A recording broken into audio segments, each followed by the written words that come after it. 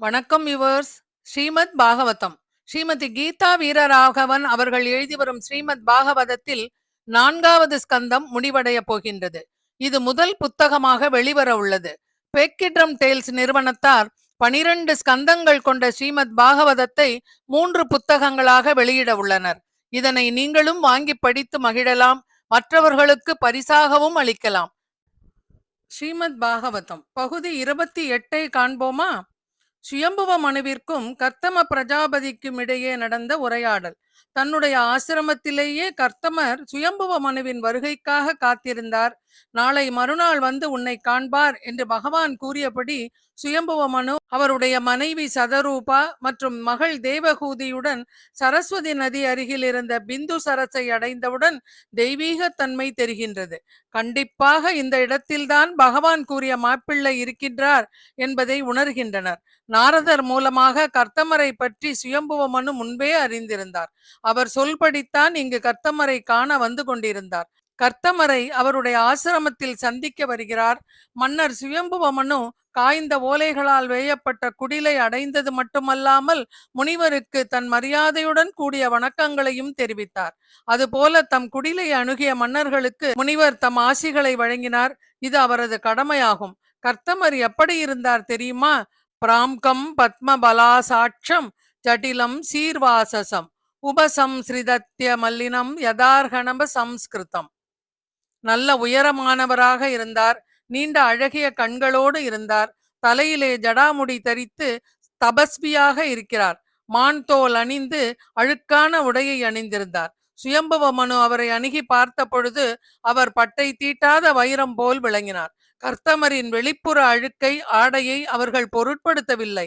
அவர் பலகாலம் தபஸ் செய்ததால் இப்படி இருக்கிறார். அவருடைய தூய உள்ளத்தையும் அவருடைய பக்தியையும் ஞானத்தையும் தபஸ் இவற்றையும் பார்த்தார் மனு. இப்படிப்பட்டவர்தான் தனக்கு மாப்பிள்ளையாக வரவேண்டும் என்று விருப்பப்பட்ட மனு கர்த்தமரிடம் நான் தங்களுக்கு பெண் கொடுக்க வந்திருக்கிறேன் என்று தன்னுடைய விருப்பத்தை தெரிவித்தார். சுயம்புவ மனுவின் விருப்பத்தை ஏற்றுக்கொண்ட கர்த்தமர் தன்னுடைய நியதியை மனுவிடம் தெரிவிக்கின்றார். நான் தங்கள் மகளை திருமணம் செய்து கொள்வதில் தடையேதும் இல்லை. ஆனால் அவளுக்கு புத்திர பேறு உண்டாகும் வரையில்தான் இவளுடன் இல்வாழ்க்கை நடத்த இயலும். அதன் பிறகு இந்த வாழ்க்கையானது முழு பக்தியுடன் பகவானின் பக்தி தொண்டில் ஈடுபடும். சந்நியாச வாழ்க்கையை ஏற்று தவம் செய்ய சென்று விடுவேன் என்று தெரிவிக்கின்றார். சத்திரிய குலத்தில் பிறந்த சுயம்புவ மனு பிராமண குலத்தில் பிறந்த கர்த்தமருக்கு தன் பெண்ணான தேவகூதியை மணமுடிக்க ஆசைப்படுகிறார். வர்ணாசிரம தர்ம விளக்கம். இந்த இடத்திலேயே சமூக ஒழுங்குமுறைகள் 4 வர்ணாசிரமங்களாக பிரம்மச்சரியம், கிரகஸ்தம், வானப்பிரஸ்தம், சந்நியாசம் எனவும் வேலை மற்றும் தகுதியின் அடிப்படையில் சமூக ஒழுங்குமுறைகள் பிராமணர்கள், சத்திரியர்கள், வைசியர்கள், சூத்திரர்கள் என்று உருவாக்கப்பட்டன. இந்த 4 ஆசிரமங்கள் மற்றும் வர்ணங்கள் பரமபுருஷ பகவானால் அமைக்கப்பட்டது.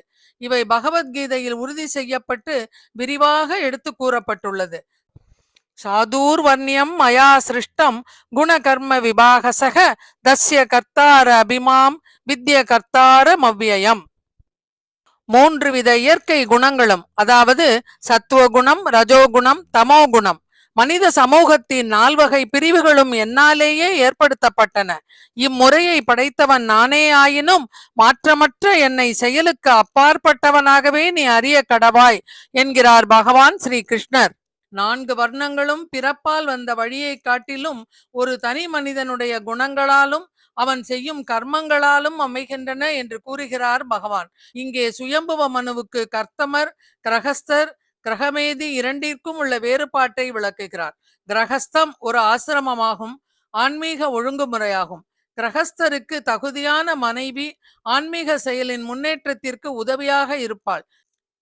கிரகமேதி என்பவர் தம் புலன்களை மட்டும் திருப்தி செய்வார்.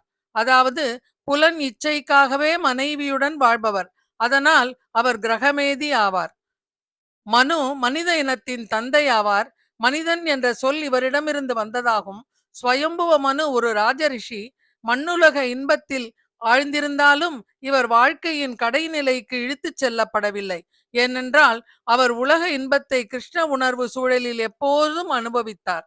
கர்த்தமரின் ஏதியினை சுயம்புவ மனுவும் தன்னுடைய மனைவி மற்றும் மகளுடன் ஆலோசனை செய்து தங்களுடைய முழு சம்மதத்தை தெரிவித்தனர். இவருடைய விருப்பத்தின் பேரில் சுயம்புவ மனுவுடைய மகள் தேவகூதியை கர்த்தம பிரஜாபதிக்கு முழு சம்மதத்துடன் மகிழ்வுடன் திருமணத்தை நடத்தி வைத்தார். சோனு கியாத்வா வியவசிதம் மகிஷ்யா துகி துஷ்புடம் தஸ்மை குணகணாத்யாய ததௌ துல்யாம் பிரகர்ஷிதக. மிகவும் சந்தோஷமாக தேவகூதி என்ற தன் மகளை கர்த்தம பிரஜாபதிக்கு சுயம்புவமனுவும் சதரூபாவும் கன்னிகாதானம் செய்து இந்த திருக்கல்யாணத்தை நடத்தி வைத்தனர். அதன் பின்னர் சுயம்புவமனுவும் சதரூபாவும் தம்பதிகளிடம் விடை பெற்று கொண்டு தேரில் ஏறி தன்னுடைய நகரத்திற்கு போய் சேர்ந்தனர்.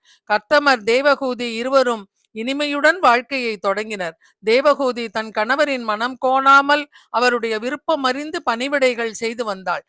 விரதங்களை அனுஷ்டித்து கர்த்தமருக்கு வேண்டிய உதவிகளை செய்து வந்தாள். கர்த்தமரும் தன்னுடைய மனைவியின் செயல்களால் மிகவும் மகிழ்ச்சி அடைந்தார்.